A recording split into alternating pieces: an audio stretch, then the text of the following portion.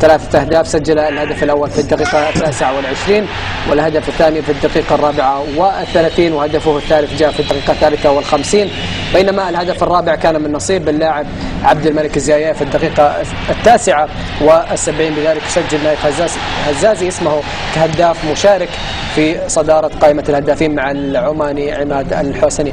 كابتن محيس، النتيجة عريضة بالنسبة لفريق الاتحاد، يبدو أن المعالم هي المعالم، الاتحاد والهلال. طبعا نبارك لفريق نادي الاتحاد، النتيجة صراحة المستوى، يعني احنا قبل المباراة او انا شخصيا تنبأت بان المباراة راح تكون من 3 أهداف وطالع. في الحقيقة انا شاهدت كثير من لقطات للمباراة، فريق الاتحاد